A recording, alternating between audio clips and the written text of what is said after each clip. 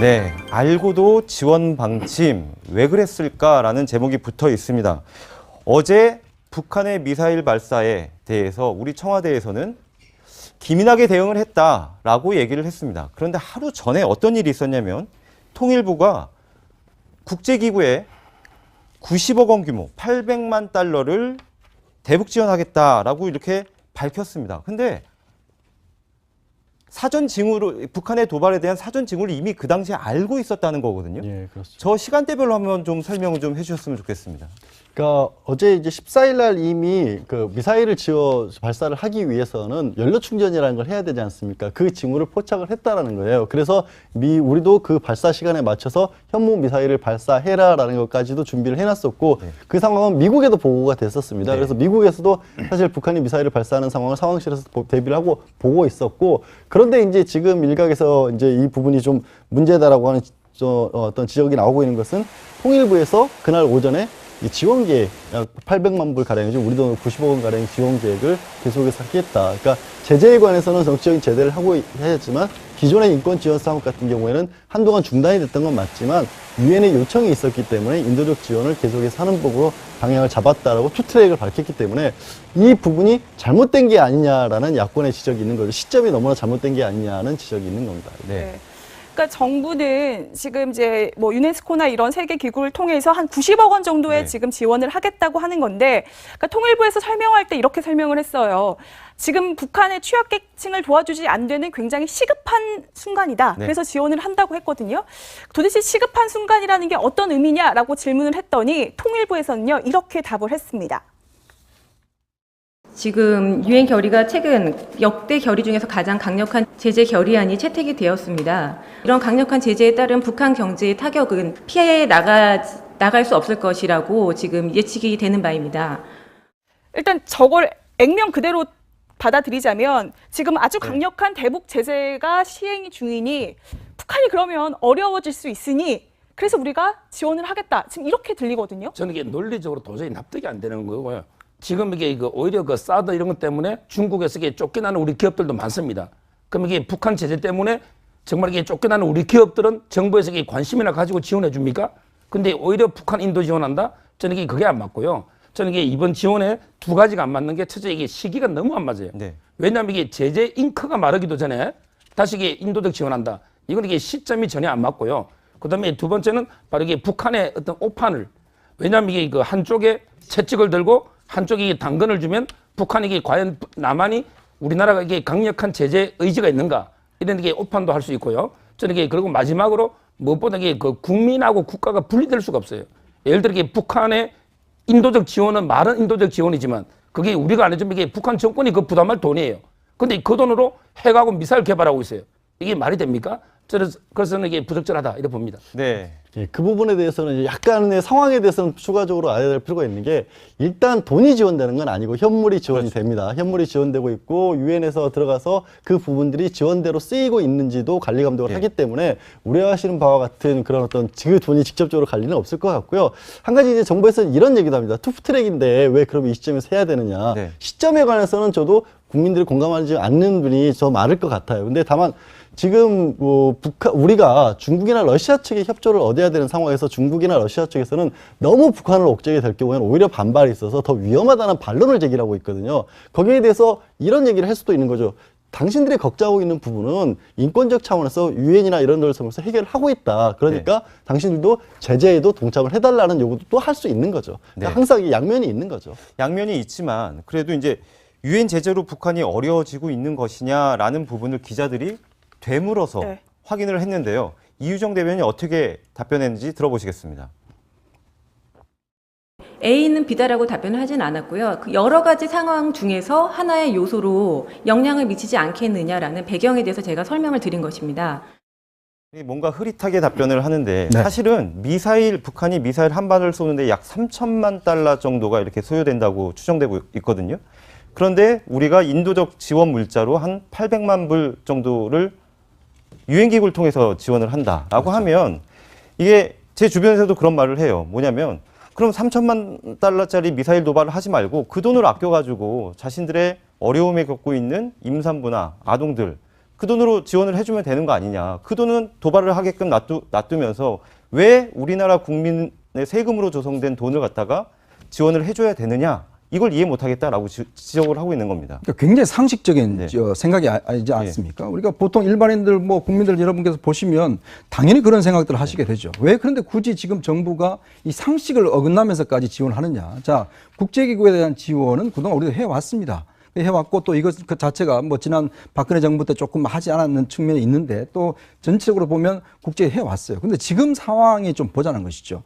지금 보면 일단 북한의 핵과 미사일 때문에 모든 전 세계가 다 지금 압박에 동참을 하고 있습니다. 자, 어제 멕시코 대사 추방했습니다. 칠레 대사 추방했고 각국들이 지금 북한에 대한 제재 유엔 결의안을 이행을 하려고 노력을 하고 있어요.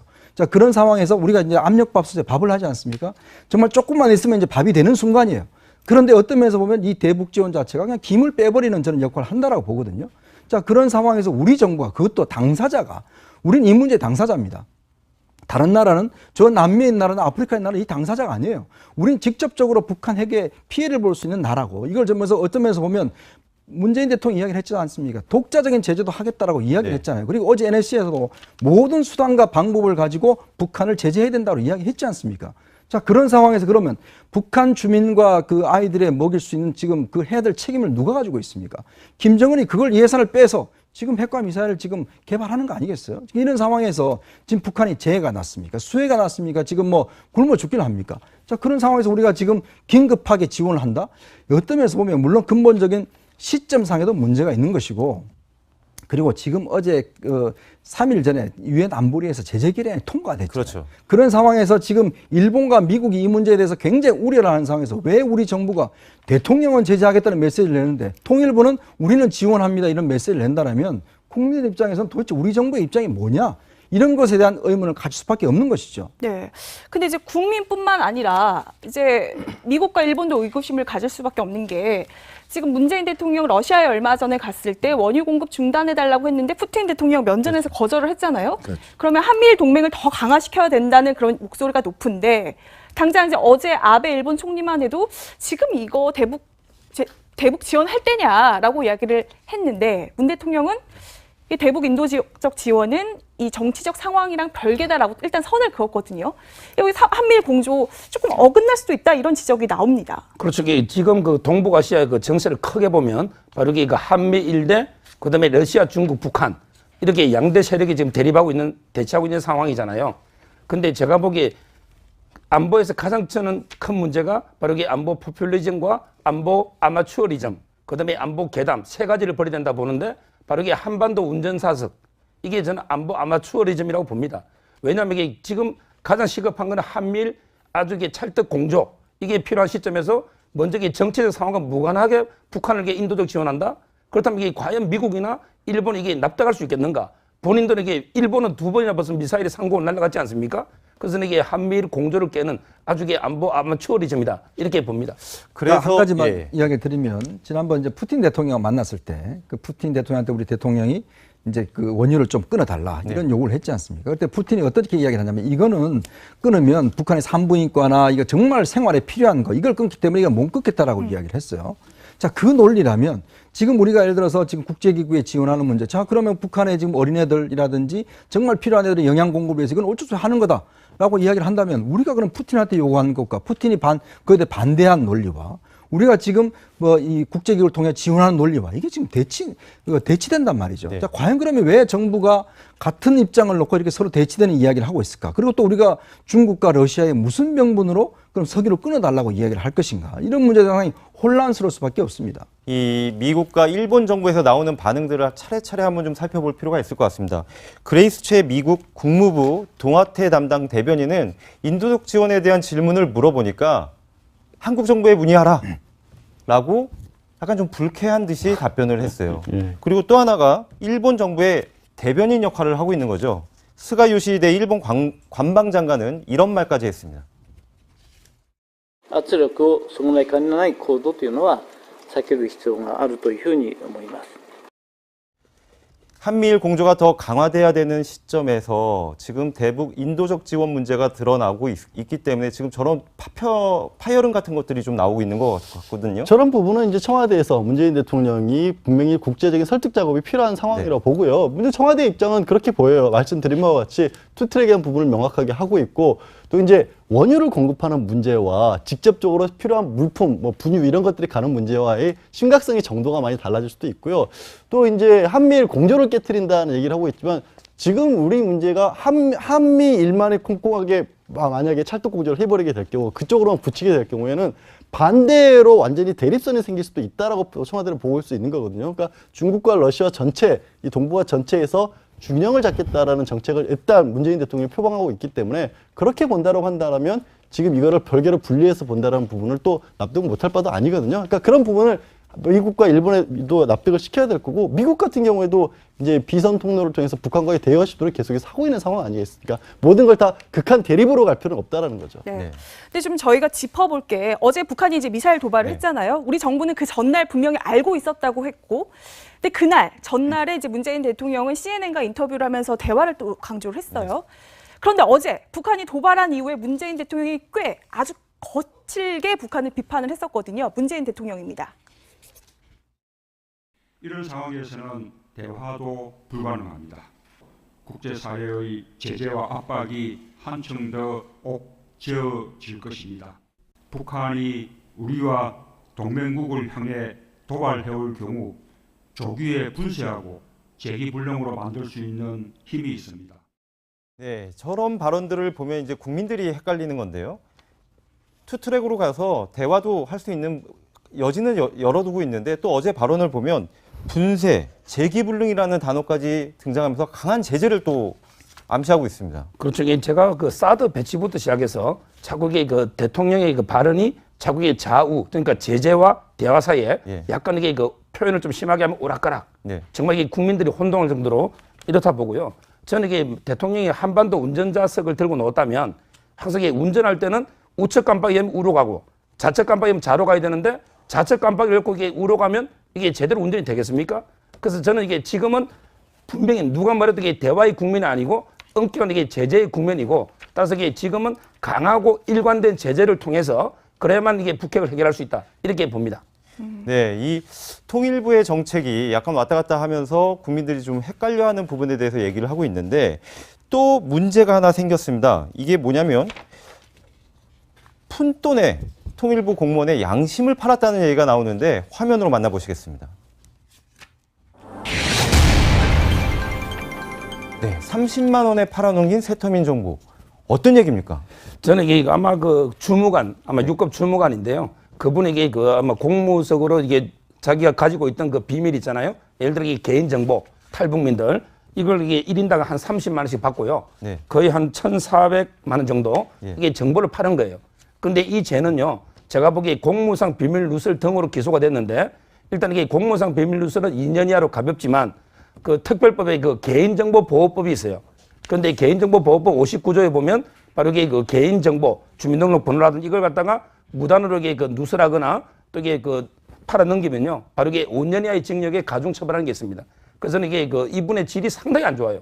왜냐하면 이게 개인정보를 이렇게 누설하면 네. 바로 이게 그 북한의 어떤 이게 재익북에 이용될 수도 있고 네. 또 이게 간첩 공작에 이용될 수도 있고 여러 가지 이게 악용될 수가 있잖아요. 네. 따라서 이게 그 재질이 상당히 안 좋기 때문에 제가 보기에 상당히 엄한 행위 놓을 걸로 이렇게 보입니다. 정말 어처구니가 없는 사건인데 만약에 저 다른 사람도 아니라 새터민 정보거든요. 이게 다시 북한 당국으로 흘러 들어갈 가능성을 배제할 수 없는 상황입니다. 최근에 그 뭐 이렇게 방송에 출연했던 그 북한 여성 임지연 씨가 지금 이 북한으로 다시 넘어갔지 않습니까? 그러니까 최근에 이제 북한 쪽에서 하는 전술을 보면 우리 쪽 이제 탈북민들에 대해서 자꾸 회유 작업이나 다시 이제 월북하는 이런 것들을 이제 추동하고 있어요. 왜냐하면 이게 자체가 탈북민들이 우리나라에 지금 3만 명이 넘습니다. 그렇다 보니까 이 탈북민에 대해서 상당히 교란 작전을 펼치고 있는 그런 가능성이 있고 특히 또 중국 등을 통해서 다시 재입국하려는 움직임이 있는데 문제는 이 정보가 과연 그렇게 사용됐다라면 이거는 엄청난 안보에 문제가 있거든요. 자, 이게 좀 통일부가 라는 게 내가 사실 이분이 이제 하나원도 뭐 담당했던 직원이라고 하는데 굉장히 중요한 정보입니다. 사실은 이 개인 정보를 만약에 이게 북한 손에 넘어가서 우리 탈북민에 대한 회유 작전이라든지 이런 것들에 사용되도록 한다면 이거는 국가 안보와 관련된 직결된 사안이거든요. 예. 그래서 이건 단순히 지금 뭐 개인 정보 그냥 이렇게 넘겨는 문제가 이 차원을 좀 넘어서 이건 안보 차원에서 좀 다뤄야 될 문제가 아닌가 저는 그렇게 생각이 듭니다. 이게 단순히 세터민 정보가 흘러갔지만 사실은 이게 누군가의 손에 있는지를 저희가 지금 알 수 없는 거 아닙니까? 그렇죠. 그럼 나만 저희 한국 땅에 살고 있는 세터민들 진짜 불안할 수밖에 없을 것 같습니다. 당연히 그렇죠. 이제 세터민의 숫자 자체도 뭐 3만 명이 넘어섰다라고 하죠. 남한에 정착하고 있는 분들의 숫자가. 그래서 지금은 경찰 당국이나 이런 데서도 관리가 사실상 현실적으로는 일일이 다 들여다보기가 어렵다라는 상황이기 때문에 그렇게까지 일일이 관리를 하기가 어려운 상황이라면 최소한 그분들에 대한 기본적인 정보 같은 것은 지켜주는 게 아주 그야말로 글자 그대로 마지노선일 것 같아요. 그래서 도대체 이게 어떤 이유에서 벌어진 일인지 아직은 알 수가 없지만 말씀하신 것처럼 이 사람이 이걸 팔았을 때 과연 그 상대방이 어떤 사람이었고 그 사람은 그걸 가지고 무슨 목적을 하기 위해서 이걸 샀는지 이런 것까지도 추가 수사를 당연히 해야죠. 이 사람을 처벌한다고 끝날 문제는 전혀 아니라고 봅니다. 네, 이 북한 문제를 대처하는 통일부와 관련된 이야기를 나누고 있는데요. 한 가지 소식이 더 있습니다. 화면으로 만나보시겠습니다. 자, 북한 인권부서가 1년 만에 폐지된 사연. 서종 변호사, 북한 인권법 제정에 관련을 좀 하셨잖아요? 그렇죠. 이게 제가 11년 동안 예. 야외 집회도 제가 한 수십 차례는 나간 것 같은데요. 우리나라가 이게 아주 2005년 처럼 발의돼 가지고 네. 11년 만에 이게 통과됐거든요. 그런데 법이 통과되고 나서 전혀 실효성이 없어요. 왜냐하면 이게 북한 인권재단 있잖아요. 네. 이게 국회에서 이사 추천이 안 돼가지고 지금 이게 1년 동안 임대료만 7억 날려서 지금 이게 표류하고 있고요. 네. 그다음에 그 신설된 공동체 기반 조성국 그 속에 이제 그 북한 인권과 있잖아요. 네. 이게 부서가 없어져 버렸어요. 인권과 자체가 없어진다고요. 그렇죠. 예. 대신 이게 인도 협력으로. 예. 따라서 이게 저는 문 대통령이 아까 이게 인도적 지원, 인도적 지원 이야기했잖아요. 네. 그렇다면 이게 가장 인도적인 거는 북한의 어떤 주민들, 정말 이게 김정은 정권에서 핍박받는 주민들의 인권, 그보다 이게 더 중요한 게 어디 있습니까? 그런데 그에 관한 부서는 다 없애고 무조건 이게 지원해준다? 이건 이게 과거 햇볕 정책 퍼주기 아닙니까? 예. 따라서 이게 저는 아주 정책을 비판적으로 봅니다. 네. 그러니까 이제 서 변호사가 이야기했던 북한 인권센터와 좀 말씀을 드리면 이게 사실 문재인 대통령이 이제 그 야당 대표 시절에 좀 결단을 내려 통과시킨 겁니다. 근데 이제 북한 인권센터가 있는데 거기에 상근직이 있어요. 근데 이제 그 당시에는 이제 아무리 여당이 그 지금의 이제 자유한국당이지 않습니까? 그러니까 당시에 사무총장과 이 저 상근직 위원장을 전부 다 이제 여당 몫으로 해놨습니다. 근데 그래서 그때 야당이 안 된다. 그 사무총장을 야당 몫으로 줘라. 이렇게 해서 사실 1년 동안 이것 때문에 안 되는 거예요. 근데 지금 여당 이야기가 바뀌어졌지 않습니까? 네. 그러면 한편으로 보면 지금 그 당시에 민주당의 논리에 따르면 이 사무총장 자리를 지금 야당한테 줘야 되는 상황이에요. 네. 그러니까 1년 동안 안 되다 보니까 결국 또 지금도 이제 공전 상태에 빠지게 되는 것이거든요. 근데 인권 문제는 정말 북한 핵과 미사일에 맞서서 우리가 주장할 수 있는 무기 중에 하나입니다. 근데 이걸 지금 또 통일부가 오히려 인도 지원으로 더 무게 중심을 실어버리면 북한 인권 문제가 또다시 표류될 수 있는 저는 가능성이 있다고 보거든요. 네. 그러니까 국민들이 더 이제 자꾸 이제 불신을 하는 게 이 통일부처럼 정권에 따라서 이렇게 색깔이 확확 바뀌는 부서가 또 없는 것 같아요. 그 전까지만 해도 분명히 박근혜 정부 때는 뭐 2015년 이후에 대북 인도 지원도 뚝 끊었었잖아요. 그러니까 통일부가 오히려 이명박 정권, 박근혜 정권 때는 사실은 어떻게 보면 직접적인 교류하고 직접적으로 맡아서 했던 일이 사실은 많이 없어졌었어요. 네. 개성공단도 철폐해버렸고 북한과의 대화 창구도 없어져 버린 상황이었기 때문에 무엇을 할 수 있는 부서였느냐는 얘기도 많이 지적을 했었거든요. 그런 상황에서 이제 앞으로는 이게 통로부터 여는 작업을 해야 되는 것이고 말씀하신 것처럼 정권이 바뀌는 거와 상관없이 좀 일관된 정책이 있어야 될 필요성은 있는데 지금 인도협력과 관련해서는 조금 전까지 얘기 나눴던 유엔을 통한 지원 같은 경우에는 뭐 이명박 정권이나 박근혜 정권 때도 계속해서 했었던 거예요. 그때도 뭐 4천만 달러, 3천만 달러가 지원이 됐었는데 그거 말고 직접적으로 우리가 했던 건 없었던 거예요. 그러니까 앞으로는 그런 부분을 열어나가야 될 부처의 임무가 지금 통일부에 주어져 있다고 봐야겠죠. 이 조금 정리해서 말씀드리면 이 통일부의 조직 개편을 통해서 인도적 지원을 담당하는 인도 협력국이 새로 생기고 북한 인권을 중점적으로 다뤘던 공동체 기반 조성국은 폐지한다는 얘기입니다. 결국에는 단순하게 얘기하면 북한에서 가장 껄끄러워하는 북한 인권을 다루는 부서는 없앤다라는 얘기고 그리고 인도적 지원, 북한에서 좋아할 만한 인도적 지원을 담당하는 부서는 확대 개편해가지고 새로 만든다는 얘기인데 사실은 북한 인권만큼 중요한 인권 문제도 없는 거 아닙니까? 그렇죠. 이게 인권은요, 인류 보편의 가치입니다. 따라서 이게 저는 문재인 대통령도 인권 대통령이다. 네. 이걸 이렇게 강조하고요. 그럼 이게 우리 헌법은 북한에도 이게 적용되는 거 아닙니까? 그럼 이게 북한 주민의 인권은 우리 국민의 인권만큼 중요한 거예요. 근데 그에 대해서 너무 저는 이게 소홀히하는 게 아닌가 이런 생각이 듭니다. 네, 지금까지 이 통일부의 오락가락 대응을 하는 이 모습을 지금 여러 가지 장면을 통해서 살펴봤습니다. 북한의 취약계층을 도와주지 안 되는 굉장히 시급한 순간이다. 네. 그래서 지원을 한다고 했거든요. 도대체 시급한 순간이라는 게 어떤 의미냐라고 질문을 했더니 통일부에서는요, 이렇게 답을 했습니다. 지금 유엔 결의가 최근 역대 결의 중에서 가장 강력한 제재 결의안이 채택이 되었습니다. 이런 강력한 제재에 따른 북한 경제의 타격은 피해 나갈 수 없을 것이라고 지금 예측이 되는 바입니다. 일단 저걸 액면 그대로 받아들이자면 지금 아주 강력한 대북 제재가 시행 중이니 북한이 그러면 어려워질 수 있으니 그래서 우리가 지원을 하겠다. 지금 이렇게 들리거든요. 저는 이게 논리적으로 도저히 납득이 안 되는 거고요. 지금 이게 오히려 그 사드 이런 것 때문에 중국에서 이게 쫓겨나는 우리 기업들도 많습니다. 그럼 이게 북한 제재 때문에 정말 이게 쫓겨나는 우리 기업들은 정부에서 이게 관심이나 가지고 지원해 줍니까? 근데 오히려 북한 인도 지원한다? 저는 이게 그게 안 맞고요. 저는 이게 이번 지원에 두 가지가 안 맞는 게 첫째 이게 시기가 너무 안 맞아요. 네. 왜냐하면 이게 제재 잉크가 마르기도 전에 다시 이게 인도적 지원한다. 이건 이게 시점이 전혀 안 맞고요. 그다음에 두 번째는 바로 이게 북한의 어떤 오판을 왜냐하면 이게 그 한쪽에 채찍을 들고 한쪽이 당근을 주면 북한이 이게 과연 남한이 우리나라가 이게 강력한 제재 의지가 있는가 이런 게 오판도 할 수 있고요. 저는 이게 그리고 마지막으로 무엇보다 이게 그 국민하고 국가가 분리될 수가 없어요. 예를 들어 이게 북한의 인도적 지원은 말은 인도적 지원이지만 그게 우리가 안 해주면 이게 북한 정권이 그 부담할 돈이에요. 근데 그 돈으로 핵하고 미사일 개발하고 있어요. 이게 말이 됩니까? 그래서 이게 부적절하다 이렇게 봅니다. 네. 예, 그 부분에 대해서는 약간의 상황에 대해서는 추가적으로 알아야 될 필요가 있는 게 일단 돈이 지원되는 건 아니고 현물이 네, 알고도 지원 방침 왜 그랬을까라는 제목이 붙어 있습니다. 어제 북한의 미사일 발사에 대해서 우리 청와대에서는 기민하게 대응을 했다라고 얘기를 했습니다. 그런데 하루 전에 어떤 일이 있었냐면 통일부가 국제기구에 90억 원 규모 800만 달러를 대북 지원하겠다라고 이렇게 밝혔습니다. 근데 사전 징후로 북한의 도발에 대한 사전 징후를 이미 그 당시에 알고 있었다는 거거든요. 예, 그렇습니다. 저 시간대별로 한번 좀 설명을 좀 해주셨으면 좋겠습니다.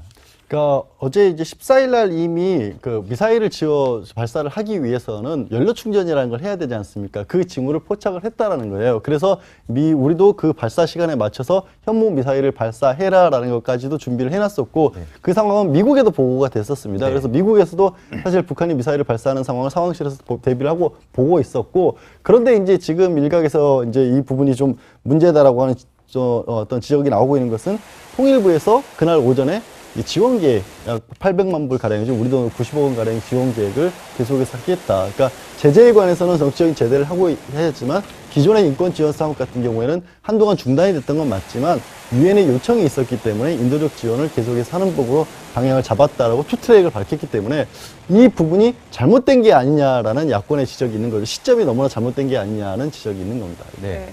그러니까 정부는 지금 이제 뭐 유네스코나 이런 세계 기구를 통해서 한 90억 원 정도의 네. 지금 지원을 하겠다고 하는 건데, 그러니까 통일부에서 설명할 때 이렇게 설명을 했어요.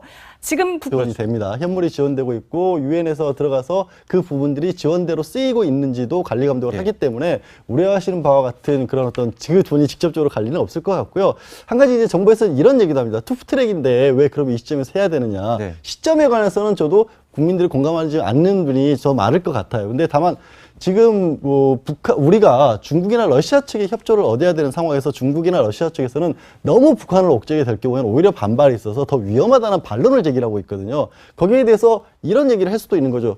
당신들이 걱정하고 있는 부분은 인권적 차원에서 유엔이나 이런 데를 통해서 해결을 하고 있다. 그러니까 당신들도 제재에도 동참을 해달라는 요구도 또 할 수 있는 거죠. 그러니까 네. 항상 이 양면이 있는 거죠. 양면이 있지만 그래도 이제 유엔 제재로 북한이 어려워지고 있는 것이냐라는 부분을 기자들이 되물어서 네. 확인을 했는데요. 이유정 대변인이 어떻게 답변했는지 들어보시겠습니다. A는 B다라고 답변을 하진 않았고요. 그 여러 가지 상황 중에서 하나의 요소로 영향을 미치지 않겠느냐라는 배경에 대해서 제가 설명을 드린 것입니다. 뭔가 흐릿하게 답변을 하는데 네. 사실은 북한이 미사일 한 발을 쏘는데 약 3천만 달러 정도가 이렇게 소요된다고 추정되고 있거든요. 그런데 우리가 인도적 지원 물자로 한 800만 불 정도를 유엔기구를 통해서 지원을 한다라고 하면 이게 제 주변에서도 그런 말을 해요. 뭐냐면 그럼 3천만 달러짜리 미사일 도발을 하지 말고 그 돈을 아껴가지고 자신들의 어려움에 겪고 있는 임산부나 아동들 그 돈으로 지원을 해주면 되는 거 아니냐. 그 돈은 도발을 하게끔 놔두면서 왜 우리나라 국민의 세금으로 조성된 돈을 갖다가 지원을 해줘야 되느냐. 이걸 이해 못하겠다라고 지적을 하고 있는 겁니다. 그러니까 굉장히 상식적인 네. 생각이 아니지 않습니까? 우리가 보통 일반인들, 국민들 여러분께서 보시면 당연히 그런 생각들을 하시게 되죠. 왜 그런데 굳이 지금 정부가 이 상식을 어긋나면서까지 지원하느냐? 자, 국제기구에 대한 지원은 그동안 우리도 해왔습니다. 해왔고 또 이것 그 자체가 지난 박근혜 정부 때 조금 하지 않았는 측면이 있는데 또 전체적으로 보면 국제에 해왔어요. 근데 지금 상황이 좀 보자는 것이죠. 지금 보면 일단 북한의 핵과 미사일 때문에 모든 전 세계가 다 지금 압박에 동참을 하고 있습니다. 자, 어제 멕시코 대사 추방했습니다. 칠레 대사 추방했고 각국들이 지금 북한에 대한 제재 유엔 결의안을 이행을 하려고 노력을 하고 있어요. 자, 그런 상황에서 우리가 이제 압력밥솥에 밥을 하지 않습니까? 정말 조금만 있으면 이제 밥이 되는 순간이에요. 그런데 어떤 면에서 보면 이 대북 지원 자체가 그냥 김을 빼버리는 저는 역할을 한다라고 보거든요. 자, 그런 상황에서 우리 정부가 그것도 당사자가 우린 이 문제 당사자입니다. 다른 나라는 저 남미의 나라나 아프리카의 나라는 이 당사자가 아니에요. 우린 직접적으로 북한 핵에 피해를 볼 수 있는 나라고 이걸 점에서 어떤 면에서 보면 문재인 대통령이 이야기를 했지 않습니까? 독자적인 제재도 하겠다라고 이야기를 했잖아요. 그리고 어제 NSC에서도 모든 수단과 방법을 가지고 북한을 제재해야 된다고 이야기했지 않습니까? 자, 그런 상황에서 그러면 북한 주민과 그 아이들의 먹일 수 있는 지금 그 해야 될 책임을 누가 가지고 있습니까? 김정은이 그걸 예산을 빼서 지금 핵과 미사일을 지금 개발하는 거 아니겠어요? 이런 상황에서 지금 북한이 재해가 났습니까? 수해가 났습니까? 지금 굶어 죽기를 합니까? 자, 그런 상황에서 우리가 지금 긴급하게 지원을 한다? 어떤 면에서 보면 물론 근본적인 시점상에도 문제가 있는 것이고 그리고 지금 어제 3일 전에 유엔 안보리에서 제재 결의안이 통과됐죠. 그렇죠. 그런 상황에서 지금 일본과 미국이 이 문제에 대해서 굉장히 우려를 하는 상황에서 왜 우리 정부가 대통령은 제재하겠다는 메시지를 내는데 통일부는 우리는 지원합니다 이런 메시지를 낸다면 국민들 입장에서는 도대체 우리 정부의 입장이 뭐냐 이런 것에 대한 의문을 가질 수밖에 없는 것이죠. 네. 근데 이제 국민뿐만 아니라 이제 미국과 일본도 의구심을 가질 수밖에 없는 게 지금 문재인 대통령 러시아에 얼마 전에 갔을 때 원유 공급 중단해달라고 했는데 푸틴 대통령 면전에서 거절을 했잖아요. 그렇죠. 그러면 한미일 동맹을 더 강화시켜야 된다는 그런 목소리가 높은데 당장 이제 어제 아베 일본 총리만 해도 지금 이거 대북 지원할 때냐라고 이야기를 했는데 문 대통령은 이 대북 인도적 지원은 이 정치적 상황이랑 별개다라고 일단 선을 그었거든요. 여기 한미일 공조 조금 어긋날 수도 있다 이런 지적이 나옵니다. 그렇죠. 지금 그 동북아시아의 그 정세를 크게 보면 바로 그 한미일 대 그다음에 러시아, 중국, 북한 이렇게 양대 세력이 지금 대치하고 있는 상황이잖아요.